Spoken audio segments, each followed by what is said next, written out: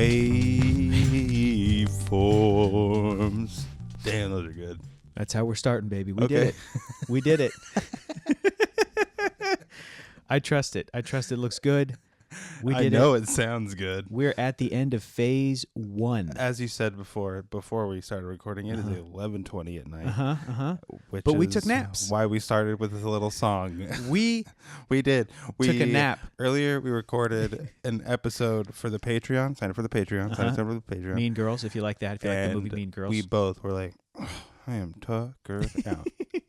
So we snuggled up. We went by to the our fireplace. Went to the bunk beds. And we were both on the top bunk bed. No, we took naps in our own rooms. It's funny because I woke up and Keller was like, "You good?" I'm like, "Yeah." And Keller was like, "I took a nap too, so we're good for tonight." But because I still feel a little delirious. We just knew it was going to be a 2.5 hour sucker. We'd be rested up. Plus the hour after to record, but. And just how fucking it gets the blood pumping watching this movie. It does, but there's also parts that are boring, and we're going to get into it. So let's just jump in. Welcome to the 500 Greatest Films podcast. My name is Hector Navarro. Sitting to my left is the Coulson to my Fury. I die. Is the Maria Hill to my Fury. I'm gonna die later. is the and then come back. Is the Chitauri Greg to my Loki. Those poor Chitauris. Those poor Chitauris. And also, they were just not actual alive things because they all just kind of fell over at the end. Yeah, maybe they're like Petri dish. Like I don't know.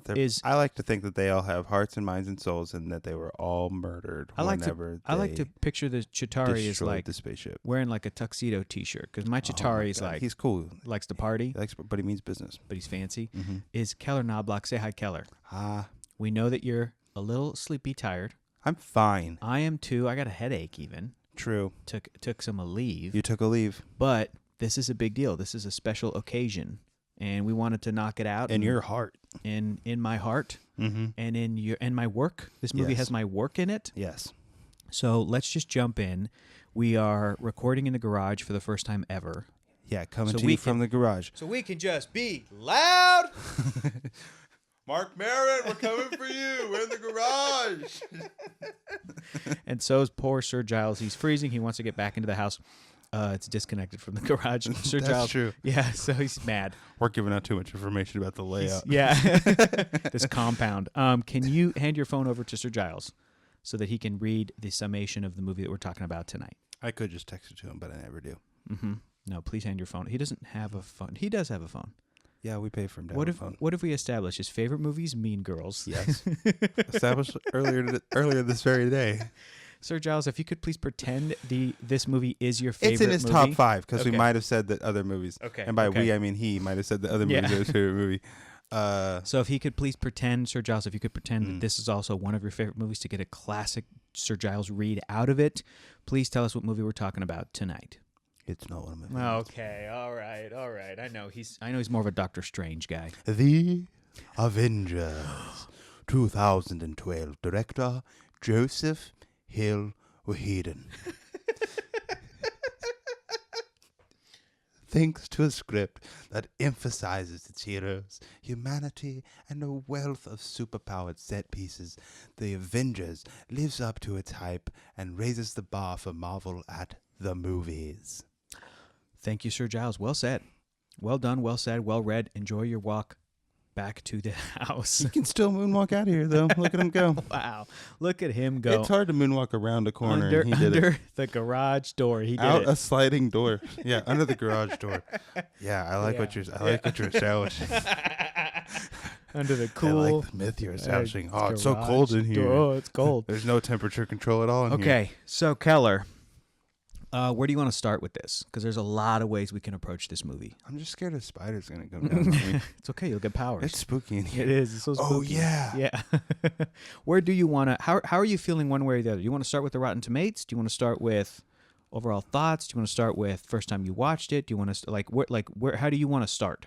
And then we'll go from there. We'll follow your lead. What are you thinking? Do you agree that this emphasizes its hero's humanity? Yeah, I do. Because this movie, more than any other movie in Phase 1 So and probably any other movie in the MCU, I feel like needs to be talked about with understanding the context. If I show somebody Iron Man 2 and they're like, I'm not going to be like, listen, it was 2010. I'm going to be like, sure, it's okay. It's fine. You like Sam Rockwell? Me too. You like Mickey Rourke? Me too. The rest of the movie, you could leave it. That's fine. But for the first Avengers movie, when I talk about the movie, and I feel like it is important to be like, this is why it was a big deal.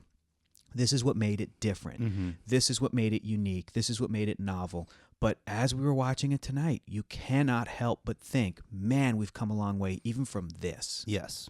And that's a good thing, because this whole franchise was built on the backs of these first movies and the first Avengers movie, and they took it and ran with it, and I think took it to better places. So it's crazy how this one, I think, ages worse than Iron Man 1.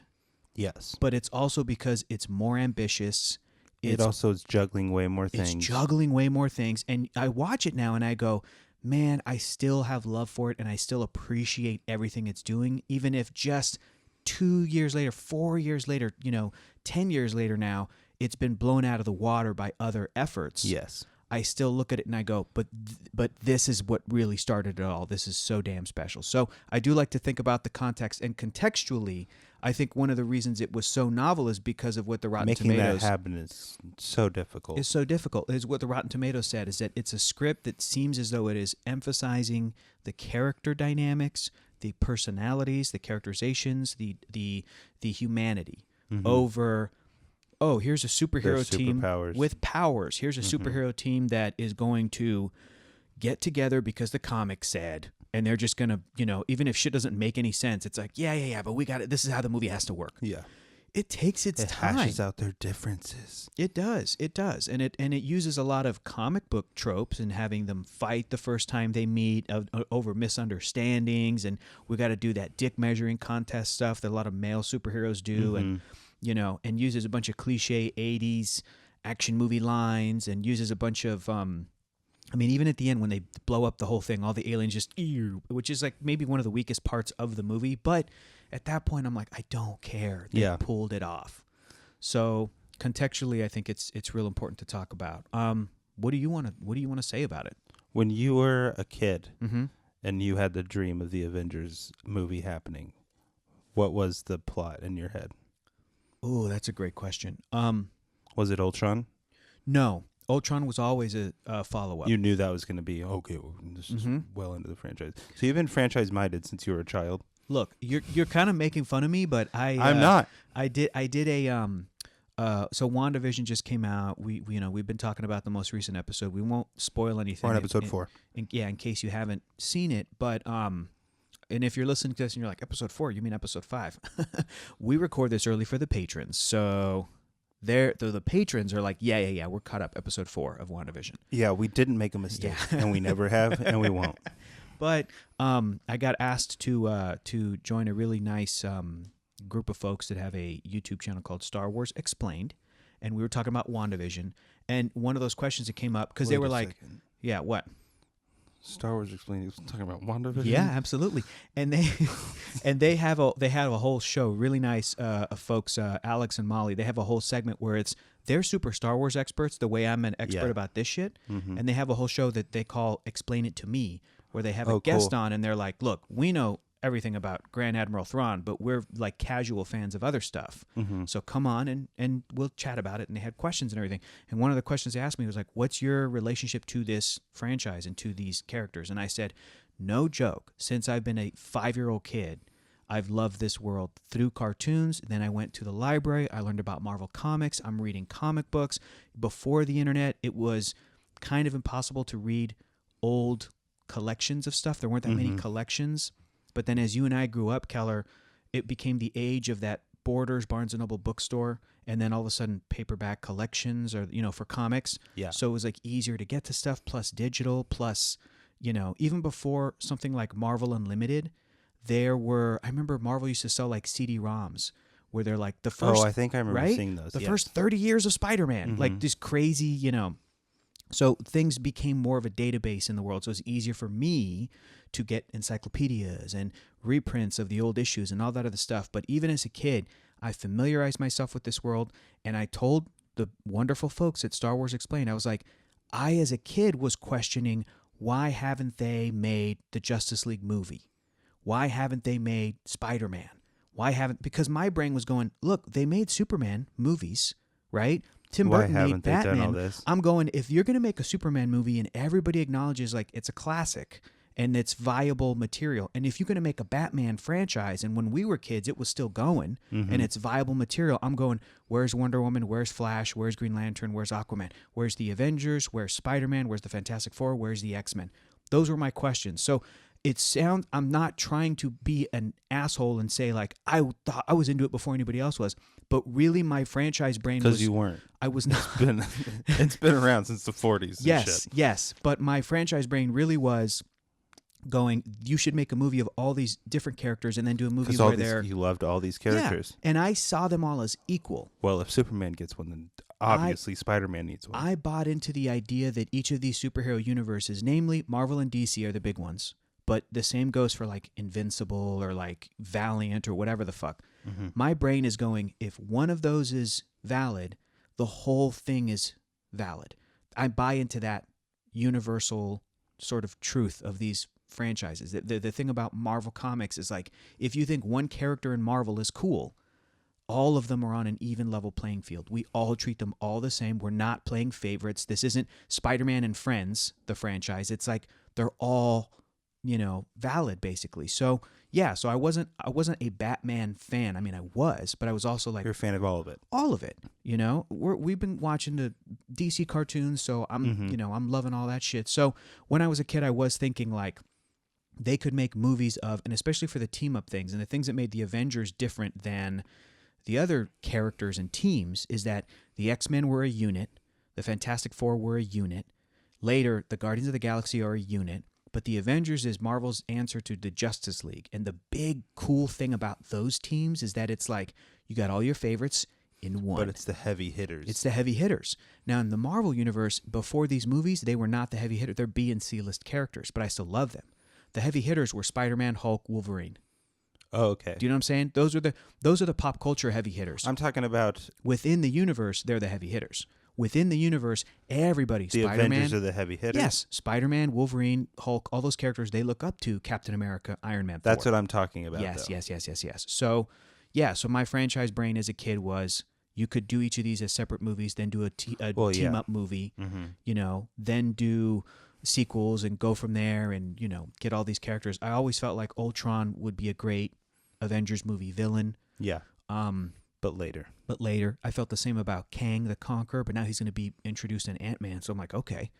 I felt the same about some other characters, but yeah, I guess in my brain, the first Avengers movie maybe just would have been them against Loki, because that's what it is in the origin. That's what the comics are.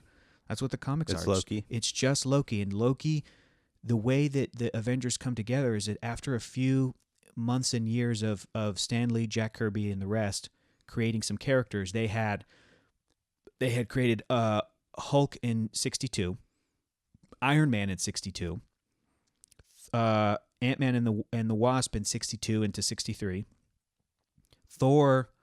I said Thor already, right? I said Thor, Iron Man were both in 1962. No, Thor, Hulk, Iron Man, Ant-Man, all in 1962. Okay. And that's 1, 2, 3, 4, 5, and that's the original lineup. Captain America did not come into the picture until 1964. Oh, really? Or 5. So 2 years later, he's an Avenger? Uh-huh. And the first lineup was Iron Man, Thor, Hulk. Is Iron Man the leader then? Ant-Man and the Wasp, kind of. And he was also secretly because Tony even in Stark. this, they kind of push Cap as leader. They do, because Cap is the leader historically, traditionally. And so much so that Cap, in the comics, was made a retroactive founding member. Even in this, he is... In the MCU, he is... It's like there's like a CEO, CFO situation or something. Yeah. But it's like the heart. He's the heart. Mm-hmm. And I think that Captain America is one of the characters throughout these movies that Steve Rogers, I'm like, they pulled that off, and that's a miracle. Mm-hmm. That's a tough sell. Not because he's got, a fakey like superpower that's unbelievable, but just the fact that this guy's a good guy, that's a tough sell. Tony Stark is a funny, charismatic, playboy, cool, badass superhero. Okay. That's an easier sell. Thor is a big macho, like God who's got superpowers. Kind of a surfer almost, but very like Shakespearean. Mm-hmm. Okay. We've all seen Arnold as Hercules. Get it. We've seen that personality, but it's the Steve Rogers personality type that is harder to sell. Yes. And they did, and he's the heart. And this movie does acknowledge that, like, Robert Downey Jr.'s Iron Man is the star of the show, but within the movie, Iron Man goes, "Call it, Cap," and to try to hand off that leadership to be like, "Look, I may be the coolest." I'm not a tactical guy though. Mm-hmm. He doesn't know. He hasn't been in the shit. Who? Iron Man? Yeah. Exactly. You're not the guy that crawl under the wire to take. I would just cut the wire. Great little exchange between the two. So, I never thought that I would be able to. It was just crazy as a young kid to be able to see them pull it off, because this was always the dream. How old were you? Is when this movie came out? Yeah. I was in Los Angeles, dude. It was in 2011. Yeah, I don't know. yeah. Well, let's think about it. If I was born in 87. 25? I was in my mid-20s. Okay, so when it came out. 20 years I worked on this it. has been in your brain. Yeah. Okay. Yeah, and a version of this, and I think that they mostly pulled it off, man. I think they mostly pulled it off. I think it's one of the maybe the best way you could have done it. Mm-hmm. The only problems I have are Let's talk about it.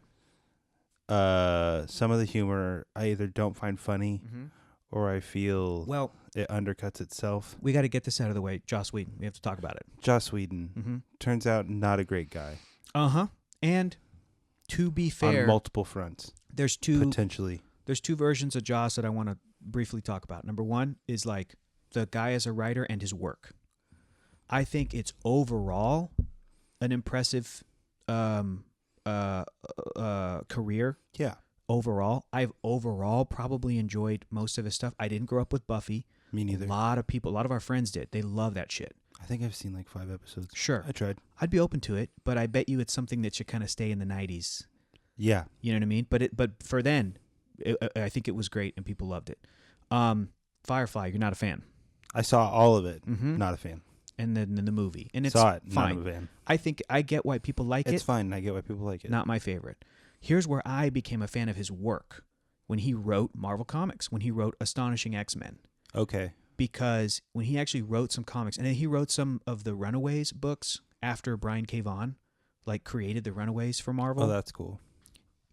It's clear from reading his comic book shit, and just from reading some of his work and reading about him and everything, that he knows those characters and he cares about those characters. Is that early Runaways Brian K. Vaughan stuff good? Excellent.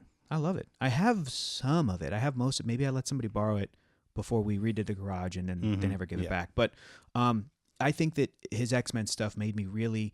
It's reading his comic books made me go, oh, I get why you, Joss want Whedon, to do this. Love the comics that he grew up on, because he was really calling back on that, the shit he grew up on in the 70s and 80s. And so I understood his take on that material by reading his material. And to me, when I watch his Marvel movies, this and Avengers 2 and maybe some other stuff that he kind of during the Joss Whedon era, I can tell how he feels about these characters. Some of the stuff doesn't work for me, and people, when they've gone back to Buffy, when they've gone to Angel, when they've gone to even the moments in the Avengers movies, and even the things that he did for like the reshoots for Justice League, people go, there's some gross shit in here in the material. I'm not talking about him as a guy yet. Yeah. Stuff like the dynamics between men and women. Yes. Knowing now what has sort of, sorry, I keep burping because of this. Key lime LaCroix. I got to keep drinking it. Hey, every burp is an advertisement. I didn't have enough. Yeah, LaCroix, send us some free shit. But you know what I'm trying to get at is that people look at some of his writing with female characters and men and women, and people are starting to see some characters, some male characters, as like surrogates for him and how he feels about women and relationships, and people go, ugh, maybe this isn't super great. So that stuff's in there. I do think that his work, especially the Avengers movies, are overall fine. And there's not Maybe Ultron like, has the most of and an overt and issue. I cannot wait to talk about that shit when we Yeah. get to it, because it's in there. But I only just have my take on it, but I think everybody's take on it is valid. Do you know what I mean? Yeah. But I'm not saying that stuff's not in there. Second thing we got to talk about is the dude is a dude, where we've learned, hey, he's potentially like abusive on movie sets. Yes. He has potentially, this is all allegedly, this is all rumors. Abusive this in is relationships. Right, and like cheated on people and used his sort of like position and everything, and not only position, as people but thinking of reputation. him as a someone who feminist and champions female characters and stuff. But And then you it's- even look back at his stuff and it's like, well, Yeah, and it's frustrating. And again, it's like a part of me, especially up to a few years ago, would kind of, I wouldn't say go to bat for him, but I would feel like, well, I believe he is a feminist just because of the fact that the dude created Buffy the Vampire Slayer, the show. Just because of the fact that he, as a male writer, would use his position to try and talk about like female characters in a nerd space, and people would always ask him in interviews, why do you keep writing like female characters this way? And his responses would be, because you keep asking me questions like this, which I'm like, yeah, that's the so to me, I saw him as somebody who I thought used his work to, and thought was aware of the issue. And then he apparently was going to do Batgirl, but then like apparently Wasn't he even going to do Black Widow?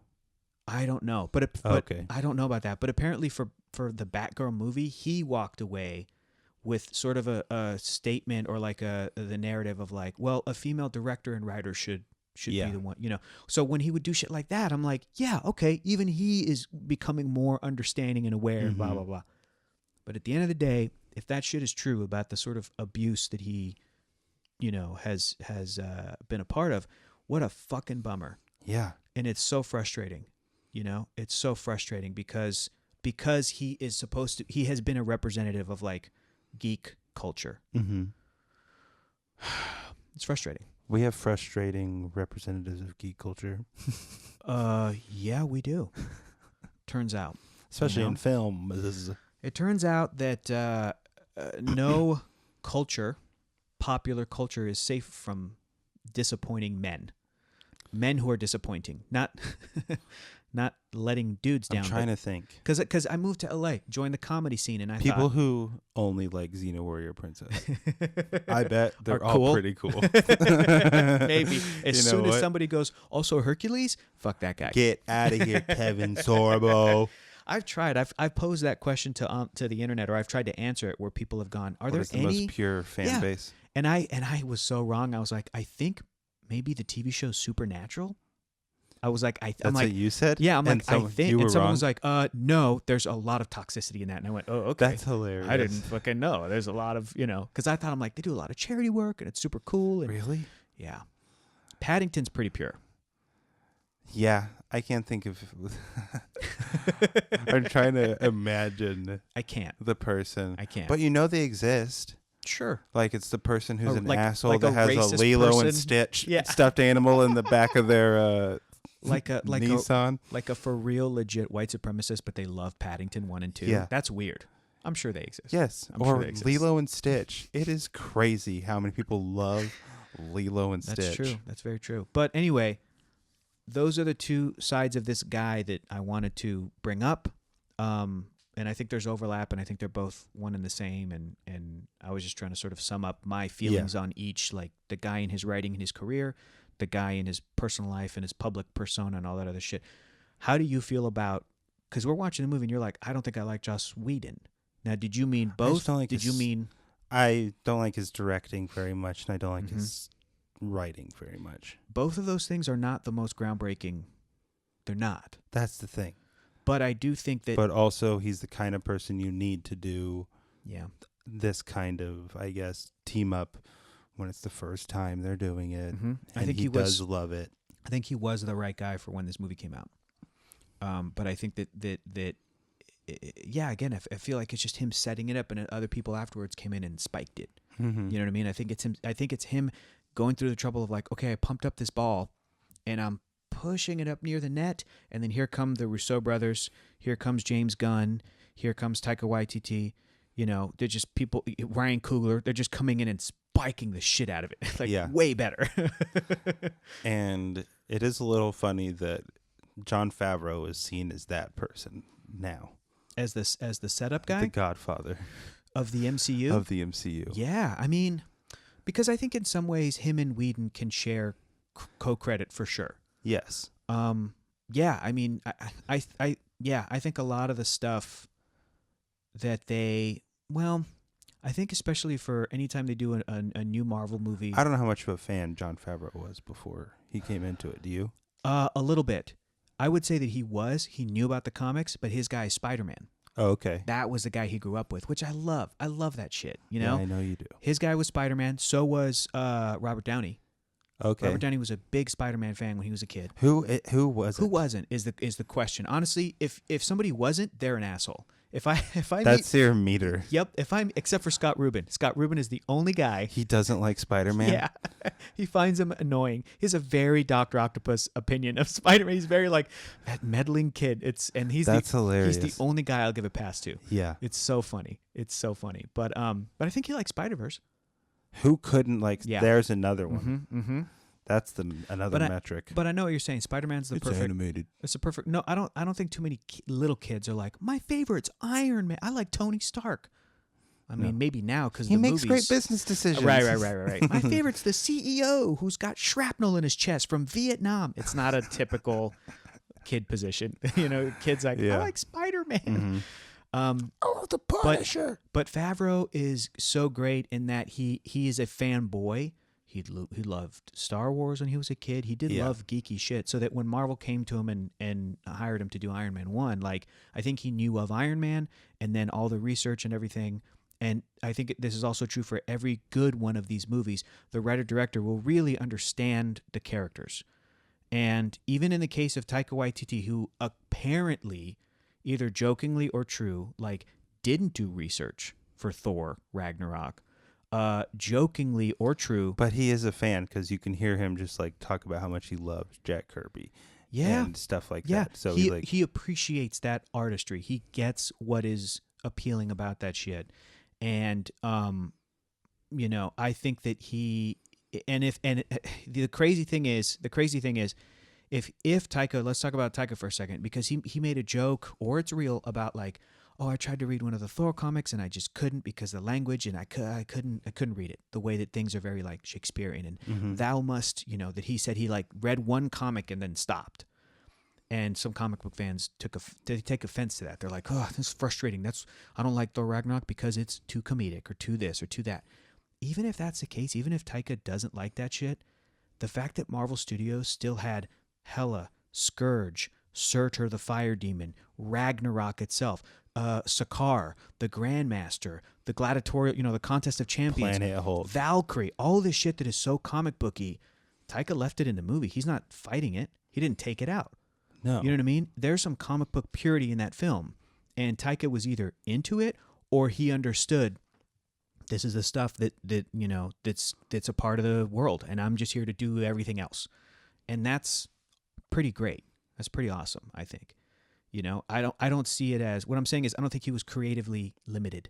Oh yeah, it's not like he I don't want to do any of this dumb comic book shit. Yeah. Or it's not like he looked down on it the entire time he was making the movie. Kind of the way that we talk about any new DC movie. Yeah. All of that's looking down on the material. It feels and like everybody is a little bit ashamed of how dorky it is, but when you need to just remember, at the end of the day, it's all fucking dorky ass shit. It is. It really is. What are your overall thoughts on the movie? On Avengers? Maybe the best I've liked it ever. Really? Maybe. Okay. But also, this is first time seeing it after seeing Endgame and Infinity War. First time seeing it since Ragnarok. Okay. So been 3 years. Okay. Maybe that's informing some of it. Sure. Because I know where these people end up. And if that's what your movie has to hinge on, maybe that's why I like it more now. You're saying that the sequels have improved it. Yes. And you're saying, does that mean that Avengers, the movie itself, is bad or good? I don't know. I bet it detracts. If we're talking about straight up movie, This has And 5 it's- stars for you, right? Yeah. Still, Yeah. even yeah. with everything else Yeah, coming out, yeah, it yeah, doesn't yeah. knock it down. Hey, listen, it's I'll knock it down, but it is still my highest ranked Phase 1 film. Well, yeah. But Even though you think Iron Man might be better. a better film, yeah. Yeah. But But also it had way less to work with. that's right.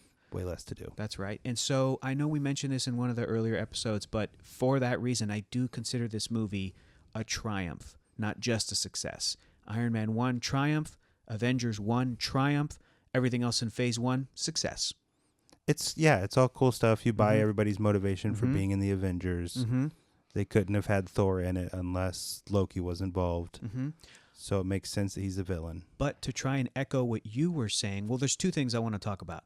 You were, number one, you were saying, as we were watching the film, I turned to you and I was like, it's so funny how so much of this movie spends time with like, okay, these characters are going to fight, considering where we know they end up, where it's like, dude, they're best of friends later. Yeah. Like they'll go to bat for each other. And then you turn to me and you're like, I was thinking the exact same thing when they're in the forest and they're fighting. It's just so annoying at this point. And it's like, guys, It is, but fucking stop it. because you're like, just be a team. Like you're like, Yeah. versus like, You're you the know, Avengers. versus later when Thor shows up in Infinity War, in Wakanda, when he shows up and it's like Steve sees him, or even Banner when he's like, "Oh, you're so screwed now." Yeah, Like yeah, these yeah. moments where like they'll go to bat for one another. Yeah. You're totally right. It is almost. Or when the It's- train goes away and Cap's standing there.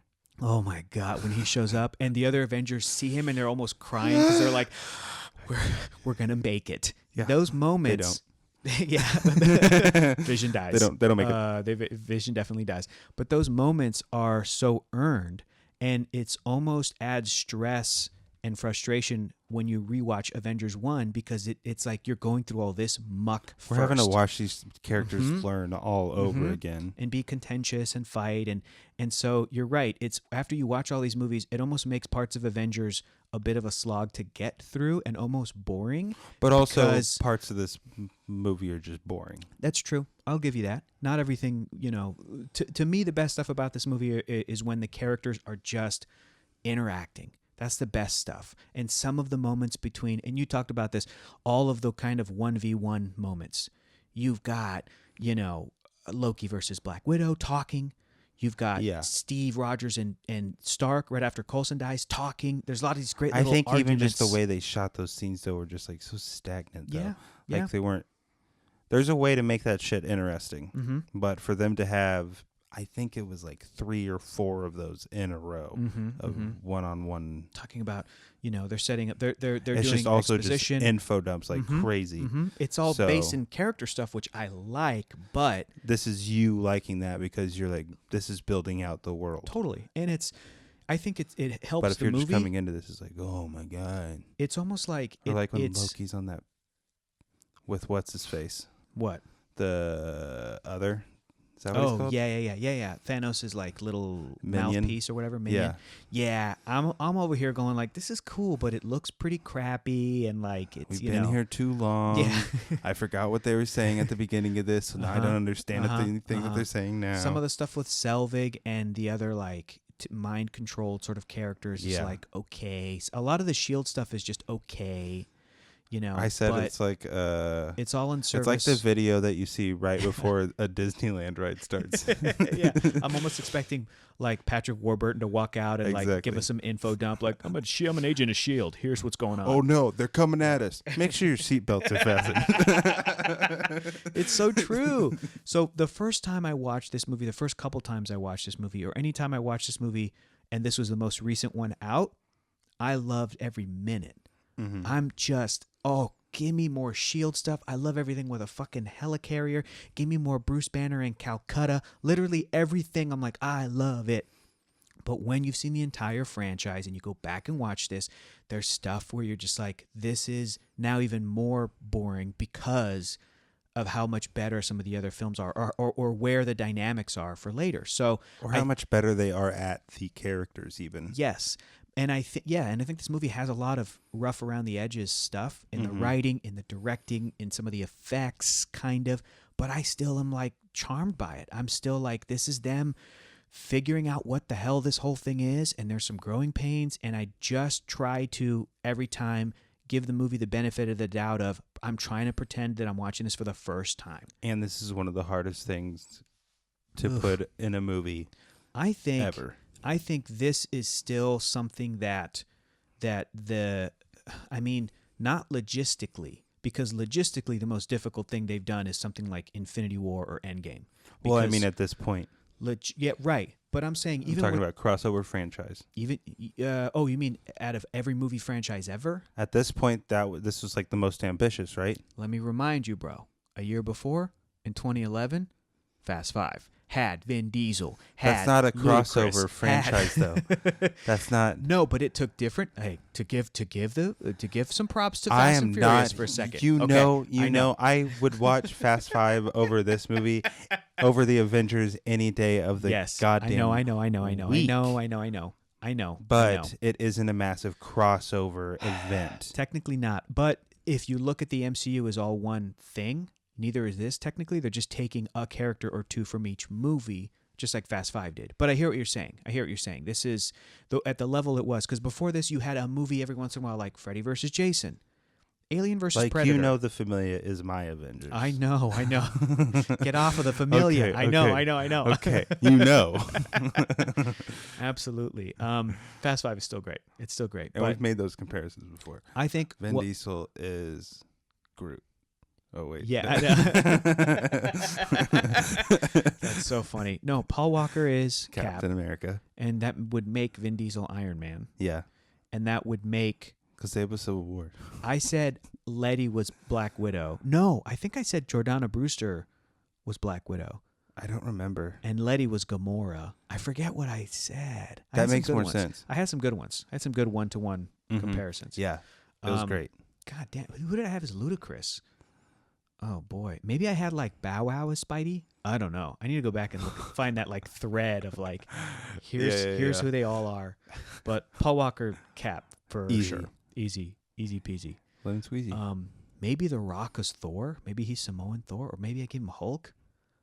That one's tough because I immediately went to, what are you, sandwich crazy? I went to Vince. Oh yeah, for Thor. But he's not a member. He's not a member. He is. He barely counts. Vince was. He barely counts. Vince was. He barely counts. I named my son Dominic. Nico, you should meet him. Hell of a performance by that guy. That was awesome. Busta. That guy was great. You got me thinking about that. But I had a couple things I wanted to talk about. But you were talking about the. We already did that. Franchise. Are you doing Hollywood franchises across the board? I'm trying to it's the. Mm-hmm.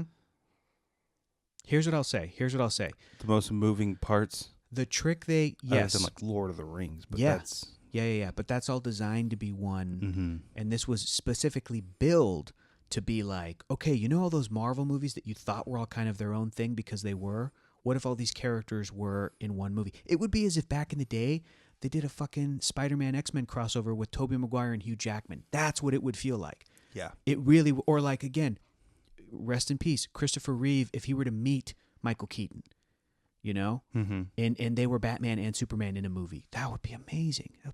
But anyway, I think what I was going to say real quickly, the trick they pulled off for this Avengers movie, I don't think Marvel Studios has topped technically. I think they've just elevated it, but I don't think they've topped it. I think Endgame is the official topping. You think so? Yes. Okay. The Infinity War Endgame. Because let me say scenario is the official topping of this. Let me say this. Before Infinity War Endgame, movies that I love, and they're the top two of my whole ranking. They are my top two. I was still crossing my fingers and holding out hope. I'm like, what if they got fucking Charlie Cox Daredevil? To me, that was the next step. It's like, okay, you've done Avengers that had all the characters from Phase 1. But when you get to Infinity War and Thanos, next what step if is they the got Guardians. Right, and that's amazing, but and I'm not trying to say galactic is the next step. Right, but I'm not trying to say this to diminish it. That's all they did as the next step, and it's awesome. And you're right. Going into space is the next dimensional. Step. Not yet. We haven't had a multiverse thing yet. Okay, we haven't. Other than Doctor Strange being like. Correct, but Doctor Strange and his role and Wong and that whole world introduced into the Infinity War Endgame double feature is just like portals. That's how we can collect everybody. And that's how we knew this movie at the end of the day was a good time. Because there were plenty of great portals. Oh, those shots of portals. Such good portals. Those shots of portals. I had another... Iron Man falling right as the portal's Yeah. closing. So good. It's refreshing. So good. That's a portal. It's refreshing. That's a portal. I turned to Hector. I said, Hector, look at me in my eyes. Look at both my eyes. I said, that's a fucking portal. Oh, my God. I said, when the moon hits your eye and like a big pizza pie, that's A portal. my friend. That's a good portal. Bells will ring. Ring-a-ding-a-ling. Try to take me back a little bit, rewind me, to try to get me to remember what else I wanted to say. Because I wanted to say two things as you were discussing something, and You don't think they've topped covered the the first event of this movie? Well, to me, the event being they've gotten all the characters from all the different movies, from Iron Man, Hulk, Thor, and Cap franchises, so 4 technically, into 1. Yes. And I see that the Avengers Infinity War trick was that they kept that going, but also were like, and one more, Guardians of the Galaxy, which is awesome. It's awesome. And it's like you're So saying, going many into more. space. I mean, And Black Panther. And Spider-Man's in that's it. a good point. That's a good point. Yeah, that's like, a good it point. really fleshes some shit out. It does. It does. I think maybe my You get a bunch of Asgardians showing up. That's true. Like, you get an Ant-Man, army. no, they don't do it until Endgame, the Ant-Man and Wasp. I'm talking team. about that. Those two count. You're talking about the end of Endgame, the That's third a act. 2-part movie to me. Yeah, it is. It really is. It's a 1-2 punch. It's an Mhm. amazing double feature. It's a Captain 2 Marvel's- VHSs of Titanic Captain to Marvel. me. They collected everybody. Everybody across any of these. None of the movies were Left out. left out. So Other maybe, than Daredevil. but that, and maybe that's what I'm trying to say is that I think as soon as there was a Sony agreement was also a huge oh my God, are you kidding me? See, now event. that's that you're right. might count as the next step. The cross studio step. Whew, that's the move. That was And that made. it's about to get Oh man, crazy. I don't even know. That made Captain America: Civil War like #1 with a bullet for me when it came out. I know. Because I was like, they pulled this off across studios. Forget franchises for a second. Forget movies in this whole thing for a second. They were able to get it from another studio. That's insane. Because the whole time you're like watching Avengers, like, I wish Spider-Man would swing in. Listen, it's true. I went to go see this in 2012, and then like 2 or 3 months later, I went to go see The Amazing Spider-Man with Andrew Garfield, and I was like, okay. There's some okay. We can work with this. But I was not like elated. Yeah, You know? because you're like, it should be a part of that. Yes, but I was also like, Andrew Garfield, perfect casting. Don't love that costume. Mm-hmm. Emma Stone, great. Why did they pick the lizard? Those kinds of compromises Yes. where Yes. things about those two movies I love, but also I'm like, what the fuck? Mm-hmm. But- Like, you're glad you've had so many Spider-Man movies, but you wish you hadn't had so Yeah. many Spider-Man movies. Absolutely. Mhm. Well, whatever. I completely forgot what else I was going to say. But as we were watching the movie, let me try to. Here's the second thing I think I wanted to say. Maybe this is new. To try to echo what you were saying. I also love this movie with all my heart every time I watch it. But tonight, if this was maybe the most you've ever enjoyed it, I feel like The least. maybe for me, just because I'm really taking everything in and again knowing where the franchise goes and knowing what else I Or just like love knowing and- how much better every aspect of it. yes All the writing Yeah. is better. yeah Not all of it. We got to Yeah. get through the dark world and stuff. But sure everything improves. yeah, Even the filmmaking.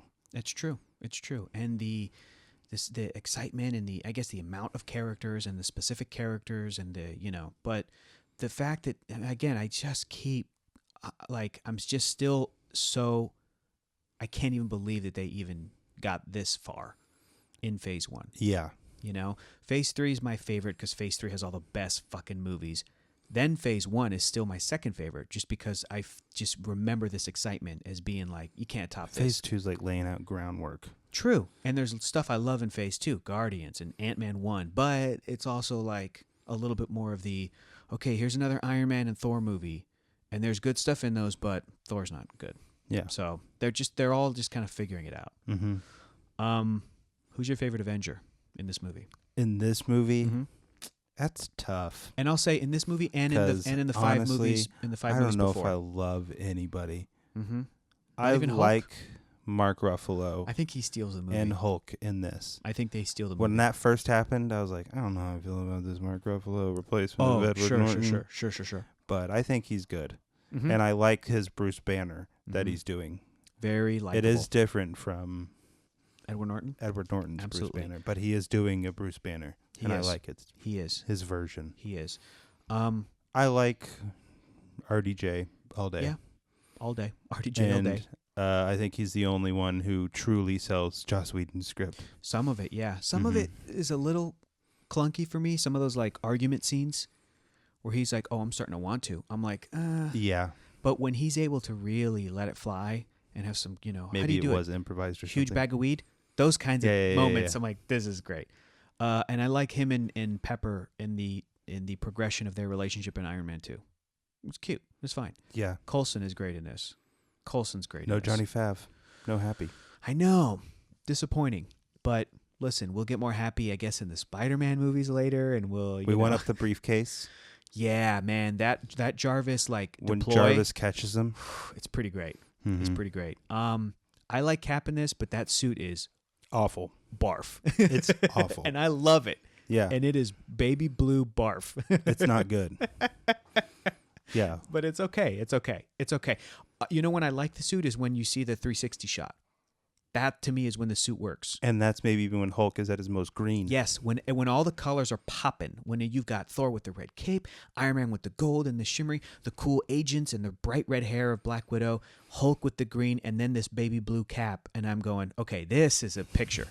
But when he's ever by himself walking around, like, Yeah. And just trying to be serious. He's like, I don't know what you're trying to say, Tony. And it's like, he's got this tight blue. Get out of here, little Smurf I'm boy. like, I can see Chris Evans' nipples, maybe. Like it's just it's ridiculous. It's the ridiculous. points on those stars. Fury and I guess Maria Hill, she's fine, but the Shield world is fine. But Shield Sam world is Jackson, Boring. but I Sam love Sam Jackson Jackson. is great. Up to this point, this is the most he's given to do. And what's my favorite line in the movie, Keller? And he can sell any line. Yes, he can. What is my favorite line? What side is the sun on? No, is the sun coming Is the sun up? coming up? Sir, we've lost navigation. Is the sun coming up? Yes. Then put it on the left. You were so loud. I know. You were Sorry. so loud. We're in the garage. True. We're in the garage. I can't. Is the sun coming up? You're right. You don't. That's Put not. it That doesn't work as well. On the left. I wish she did whisper it. Just that. Yeah. Look, he's in the next room. Is the sun coming up? Like, You know what's funny? He does whisper a line in the movie when Maria but Hill's like, is he sarcastic "Sir, about it though? Sir, they can't break through. And he's like, they are not getting through here. So what are they? And then That's Hawkeye so like, adorable yeah. when he's like, and like the other part where he like gets him with the bazooka and then it starts flying away and he like pulls out his pistol. Yeah, and he's like he's about to shoot what a jet. are you gonna do? I don't know, man. Those Shield agents with their I guns. got the fuel tank. Yeah. Pew pew. Everybody makes fun of Black Shield Widow. agents. Yes, but specifically Black Widow and Hawkeye in this movie. But Hawkeye's the one to make fun of. yeah, but he's still. I think his role is well served in the film. That's what I'm going to say. Sure. That's what I'm going to say. And everybody notes that it's ridiculous that they have no superpowers. Hawkeye's specialty is a bow and arrow, which is so dumb. I love it, but it's dumb. And Black Widow has these little guns, and these two characters are standing next to Hulk, Iron Man, who can fucking lift a helicarrier, Thor, and even Captain America, who is a super incredible athletic, Olympic guy. There were moments even like in this where it's like just we're gonna cut to Black Widow just punching one Yeah, taking out Chitauri guy one while alien. Hulk's like 7. taking out 20 with 12. one as Yeah. a weapon. I love it. That's so fun. Yeah, like Thor's just like lightning and like 30 are dead. Yeah, And yeah, Black yeah. Widow's like, I almost died. I killed one. But the entire notion of them being in this film, my comic book brain is going, well, it was either this or Ant-Man and the Wasp, which this movie did not have the room to explain. No. So I'm fine with it. And it's based off of the Ultimates comics by Mark Miller and the artist Brian Hitch, and it's stuff that I really grew up with in works. middle school, high school. It works. The dynamic is there. Thor's okay in this. Thor is my favorite thing about the Thor Loki stuff in this movie is I do like the writing, but I appreciate how much Whedon was trying to give them the really flowery Shakespearean language. But I'm not going to lie, I like it better when Thor drops that shit later. Exactly. But I still am watching this movie and I'm like, oh, I left it, but I know not where. That kind of language, it's good. It's good. Because this whole movie just reminds me of 60s Avengers comics. It's so melodramatic sometimes, though. And that's maybe Age of Ultron's biggest issue. Is how melodramatic that movie is. Do you think Age of Ultron you're still going to like more or less than this? I don't know. Okay. Here's what Age of Ultron... I like Ultron better than Loki. Yes, Spader. Yeah. He's amazing. Like every line every line is sex Butter. From that guy. Butter. I don't know if I like it's that. Sex, I'd rather brother. it be butter. Every line is buttery sex. But now it's butter and sex. I don't like butter or sex anymore. And what Age of Ultron has over this movie is the entire genesis of Vision, which I adore. True. Like Paul Bettany coming to play that character in person, and the way he's created, and then he lifts the hammer. Like everything about Vision in that movie. Basically, the whole like, third act is like, yeah, I love it. And the last speech between him and Ultron, he's like, "Well, I was born yesterday." Like those kind, I'm like, "Ooh, Vision is Whedon's favorite character in this whole fucking movie." Yeah. Love the Vision, and everything else is fine. So, yeah, you're probably right. But we'll see. I also don't know where it's gonna. I think I'm still gonna like Avengers 1 because of some of the simplicity of that. And Ultron, there's a lot going on. True. And we haven't even talked about the Banner Nat relationship. But I think it is the Ultron Vision thing that puts it over for me. You. For Maybe. You? Okay. So your favorite character, at least up to this point with these first 6 movies. You can include all 6 movies. Do you have a favorite character in the MCU, Phase 1? It's like Robert Downey Jr. is the most fun to watch. Okay, but is he your favorite character? Who do you connect with? Do you connect with Tony Stark? I don't connect with any of them. You connect with Hulk, Banner, both Banners? I don't connect with anybody. You seem like you're like a Banner guy. Do I? Yeah. Because I love gammas. I fucking love radiation. Maybe. I love being quiet about science until I'm mad. You're not a Thor guy yet. This Thor is not your guy. This science looks like this science, but the science on this science has got to be real sciencey. I don't think Captain America's your guy yet either. So no. Who is your favorite character? Maybe, I don't know. At this point, nobody. That really? Maybe is the problem with this movie for me. Yeah. Is like, I can root for Iron Man in Iron Man. I can kind of root for Thor in Thor. I can, but you can't root for those characters in Avengers 1? Not really. I root for Coulson. I don't care about any of them in this. I care about all of them. But you came into this with that love. Yep. You would die for any of those characters before the movie started. Yeah, that's true. So that's true. That's a different thing. But I'm talking about in this movie, like I feel like nobody has. What about Black Widow? I want to talk about Black Widow for a second. A real motivation? No, other than just taking out Loki. Like that's the. It's just like.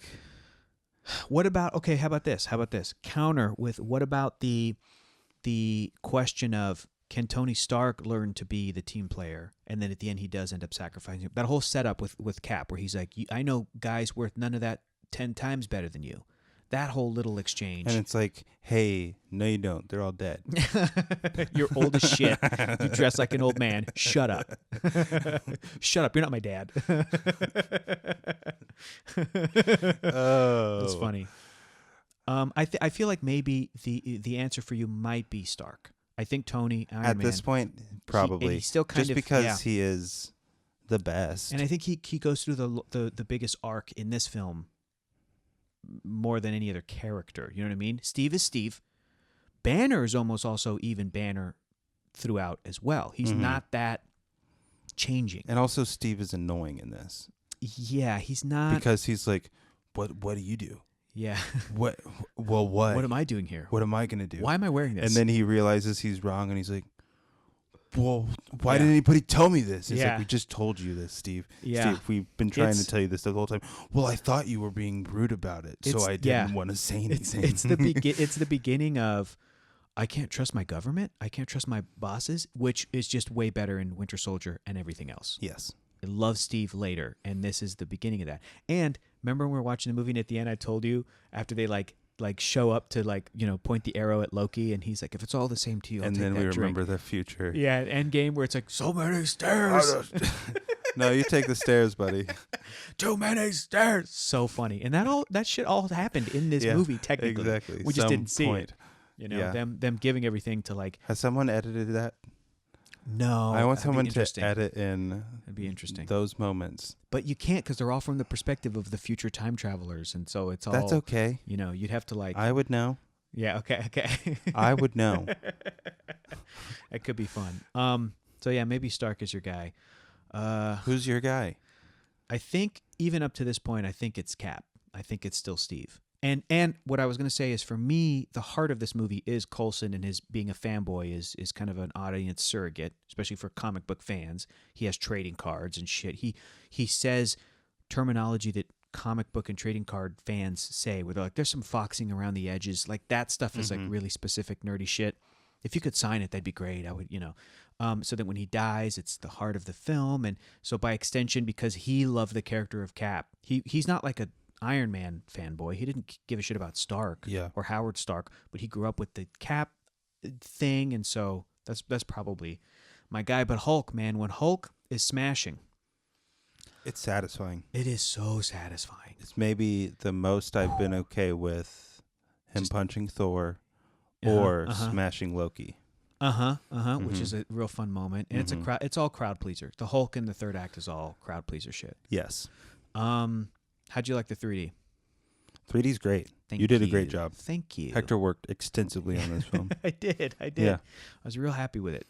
You nailed it. My favorite shot that I worked on is maybe the Cap when he's at the punching bag. Yeah, we're seeing his massive shoulders. His back and butt. His back and butt didn't used to be that big. I made it big. He punched it. In 3D. Mm-hmm. Boom, boom. And a lot of the stuff at the end is really fun, all the 3D stuff. Yeah. So. Anytime Iron Man's flying in 3D, anytime we're inside Iron Man's helmet in 3D. Yep. First time Iron Man in 3D. Yeah. That's what we experienced tonight. First time. Okay, so I had so many other thoughts about this film, but I'm just really scatterbrained right now. It's midnight. You love it. I do. How do you feel about it? I like it. Okay. What's your ranking right now? Iron Man number 6? 1. Cool. Then this? Do not put Iron Man 2 over this. I might. You cannot. I might do that. You cannot. Iron Man 2. Oh no. Iron Man 2, look, as time wasting in retrospect as some of the Shield stuff was. I would definitely maybe rather watch that. Iron Man 2 than this? Yeah. Oh, you're breaking my I'd heart. rather watch Sam Rockwell and Mickey Rourke than any of these characters try and learn about if they're sad or not. Because we know the answer is no. Shut up. Be heroes. Exactly. Yeah. When Iron Man 2 is that's just a movie. Yeah. Performances carrying it the entire way, and you're having a swell time. Yeah, it's a good point. So, Iron Man, Iron Man 2, and this is my personal ranking. This isn't necessarily which movie's best. And then Avengers, because you're an Iron Man guy, and then Hulk, and then Captain America, and then Thor. I think I might go Cap. Then Avengers. Whoa. Then Hulk. Then Thor. Really? Why Cap over Avengers? You know Alan Silvestri did the score for both, right? Yeah. I'm kidding. I know. Might be Stanley Tucci. Yeah, you are a Tooch guy. Yep. Are you excited about getting that soundtrack tomorrow? Big night? Oh, yeah. We're on it. Doing extensive work, which means we're watching the whole movie, right? Potentially. Yes. Depends on what the research will pull up. We'll go over it tomorrow. We'll get the soundtrack. Everybody watch Big Night. It is a part of the MCU. It's that Abraham is the Erskine. son of Abraham Erskine. Yeah. And opening a restaurant. His nephew opening a restaurant in New York. In the I hope 80s? It doesn't fail. No, I think it's earlier than that. I think it's Louis Prima days. Says the 60s? Yeah. Ooh, it checks out. 20 years after Captain America, the first Avenger. It's in the MCU. Abraham Erskine was like Jewish and German, and Tucci in the movie is like You very. gotta shut the fuck up. You gotta shut the fuck up. And it's not The Big Night or A Big Night. It's just Big Night. Big Night. Yes. Okay, that's great. Bilbo's in it. Bilbo's in it, and Tony Shalhoub's in it, and Allison Janney's in it, and Minnie Driver's in it. You can't go wrong. We got to get some of those folks in the MCU. You can't go wrong. Honestly, we got to get Allison Janney in there somewhere. Why isn't Allison Janney in the MCU? Good She'd point. be perfect on WandaVision. Yeah. She'd be so good on WandaVision. Yeah. Ooh, dude. Who'd you just cast her as in your head? Who is it? I don't know, but Okay. I was just thinking again about how we're going to get a Loki show. I'm excited. That's what I want. I'm excited. Because this might be the least I like Loki. Right, and we talked about it because he is full evil, killing people, sucking out eyeballs. But also we don't get a real motivation from him. He's just like, this guy told me to, and he's going to make it so that I get to do a thing. The motivation, we were talking over it, but it is that speech on the mountain where he was like, he's not my father, he's your father. Like, he's still in Thor 1. Yeah. Still, it's like, you're going to murder a whole planet. Loki's better when he's like later, like hanging out on Sakaar, like, oh shit, that Loki. Or when he's in Asgard as Odin, like, oh shit, that's the best Loki. So that's gonna be great. All right, I think we can pretty much wrap up, man. Okay, pretty much. I mean, there's a lot to unpack with this movie, but I think we'll keep talking about it. Sorry, I put Iron Man 2 over it. It's fine. I get it. It's what it comes down to is there's no Sam Rockwell in this movie. Yeah. There's no Mickey Rourke in this movie. Or Don Cheadle. Or Donnie Cheadle. You know? Honestly, where the fuck was Donnie Cheadle? The comic books explain it. They do? Yeah. What happens? So I'll explain. I'll give you this one. I was on an assignment. No, you said you would do this for me. You said when it was movie related, you would fill me in. Okay. But otherwise. Okay. I'll give it to you. You said. All right. If you want to read it, it's okay, but it is a Iron Man 3 prelude comic. Oh, so you would have made me read this already? Did you read it already? No, because so far you passed on some of the no. Outside of the movie adaptations, which is a different thing, and so far only the first Iron Man movie comic adaptation just had like some extra stuff. Okay. Everything else has just been the movies, straight pretty up much. adaptation. Straight up adaptations. The comic books that kind of take place in between. There's one that takes place in between Iron Man 2 and 3, and it goes over the events of Avengers, and it's just from Rhodey's perspective. And this whole time, since Iron Man 2, as War Machine, working for the U.S. government and military, he is hunting down 10 Rings terrorist cells, like around the world. They're going to come back. So literally when the shit's happening in the Avengers, he is, I think, in the Middle East somewhere, like on the other side of the planet. And at one point in between the scenes of Avengers, Tony, like calls him. He's like, Rhodey, where are you at? We're all meeting up in New York. Shit's going down. And he's like, Tony, I'm in, too far away. I'm in like Syria or whatever. Like he's like far away on some assignment. Or maybe he was in like the Southeast. The point is that he's like fighting bad guys there. And then as shit wraps up, he kind of shows up, maybe right after Shawarma or something. Mm-hmm. And I think at that point, he's sort of an unofficial member of the Avengers going forward, which is why he shows up in Age of Ultron, even though he's not on the team. Right. He's at the party. Yeah. The same as Falcon is there. Yeah. And he's telling a story. He's like, boom, you looking for this? But he's not at the after party where they're all sitting around the hammer. Yeah, he went home. Yeah. But I'm like, I think he's got to be back at barracks. But then him and Falcon show up at the end of the film as the backup. Remember? True, yeah. When Fury comes in, like, so does War Machine. Which is just building out the team. And eventually, I think he becomes, like, at the end of that team with Thor. From then Civil War on, he's one of the guys. Yeah, for sure. So, anyway, I like that shit, but it would have been cool if they honestly cut to him. It would have been cool if Natalie Portman was in this movie. But there's so much they had to do. Yeah. And there's so much. And I'm overall happy with too much to add. With everything that they took their time with. It's fine. Because it's all set up, and the MCU, I think, hits the ground running from Winter Soldier on. Because Iron Man 3 is its own thing. It like pauses and it lets Shane Black do a thing. Thor the Dark World. But even that is like, it's a Shane Black movie. And then we get I don't know, Mm-hmm. spy thriller. And Mhm. then, but this is, up until now, it's like you're getting an Iron Man movie. It's not necessarily, it's just an action Right. time. Right. And I think Winter Soldier is Following one that, kind of an origin story formula for all of them. yeah, Other than Hulk. correct.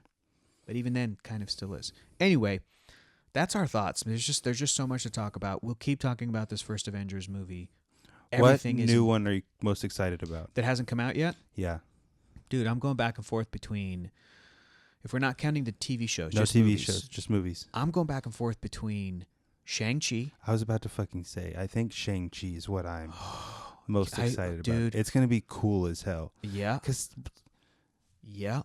how many of these movies really have great fight choreography? Right. And this Not one, many. I think this one's I going to think be it's going to be good. fucking awesome. Then I keep going back to the Eternals because I'm like, what the Fuck is it going to that be? movie going to be? And Salma Hayek and Angelina Jolie are in it. The cast is crazy for It's that. crazy. Who else is in it? Brian T. Tyree Yeah. Henry, dude from Game of Thrones is in it. The point is that we just watched, what is it, Like a Boss, with Tiffany Haddish and what's her face and Rose Byrne. and Salma. Yeah. Salma Hayek, and I love Salma Hayek, and I think she can be really funny and a very good actor.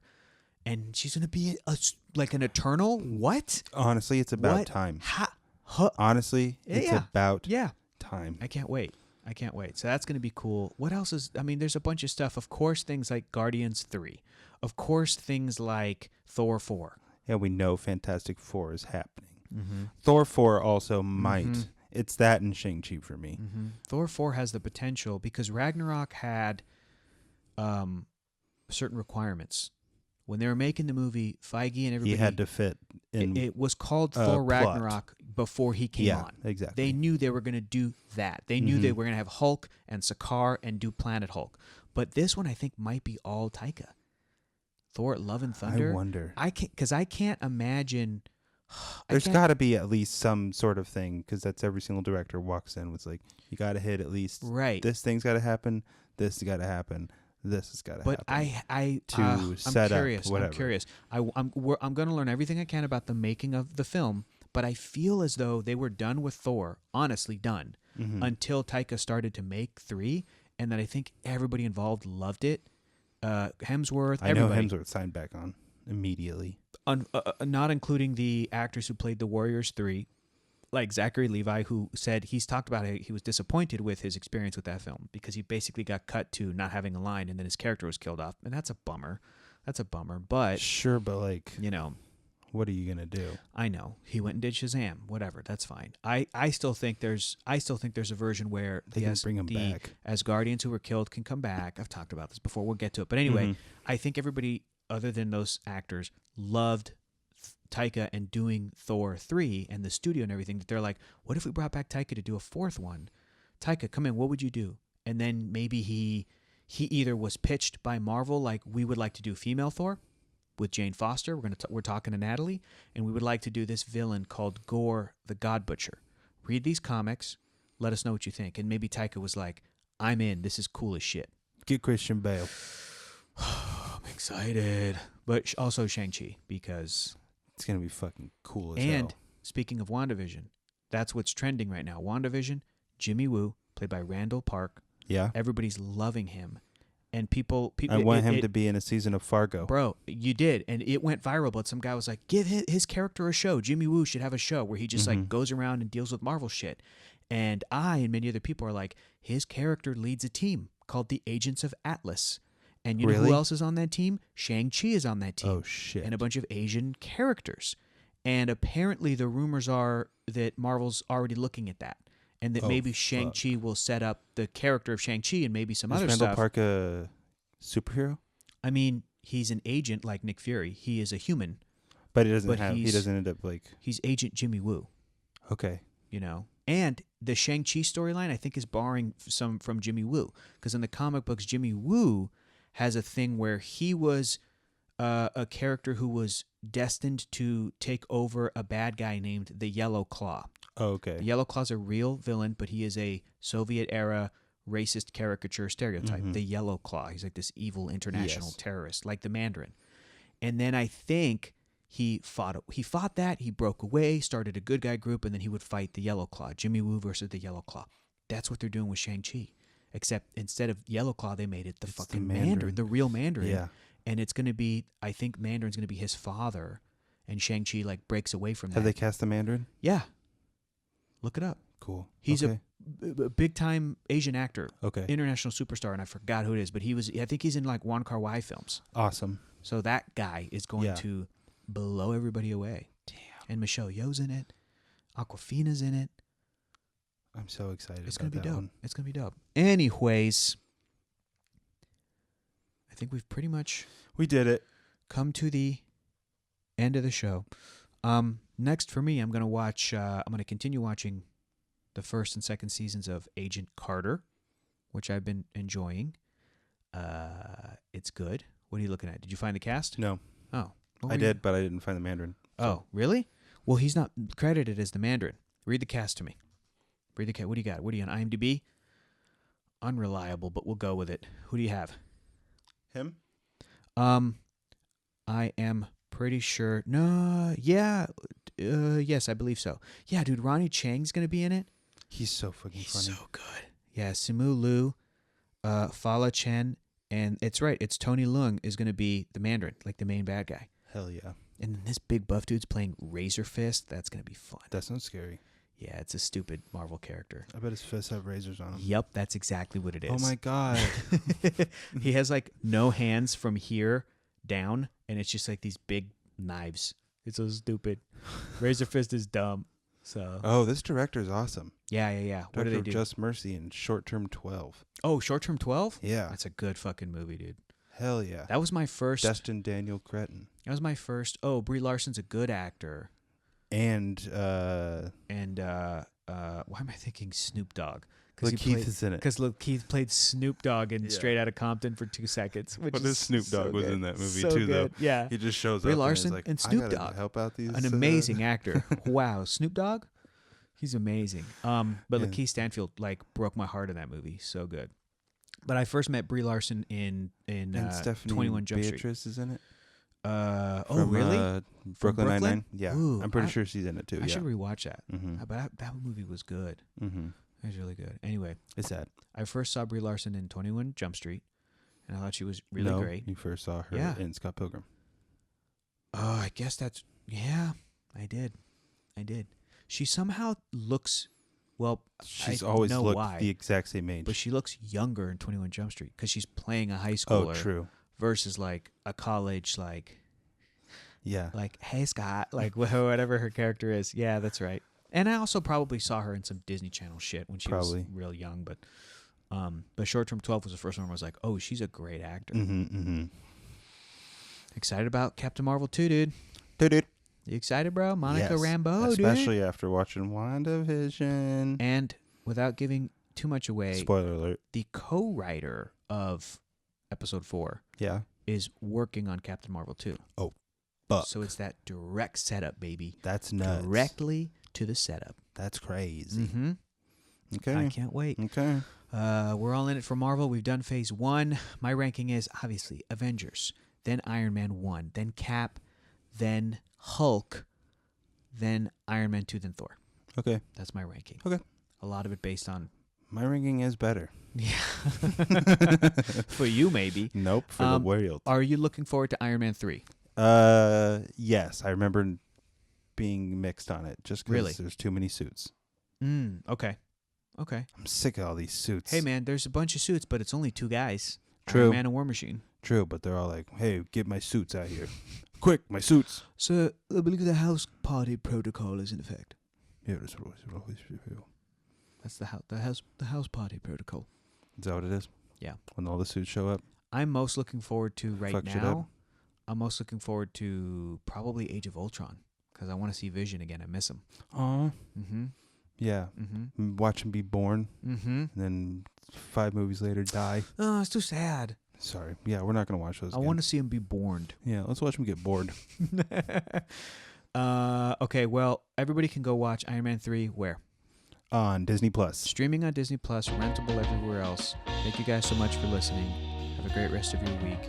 Check out our Patreon if you like. We do extra stuff on there. And Stay out of trouble. stay out of trouble. Follow your heart. Avengers, assemble. Disney symbol. Right? Okay, bye. Go to sleep, Avengers. Good night. Bye. Bye.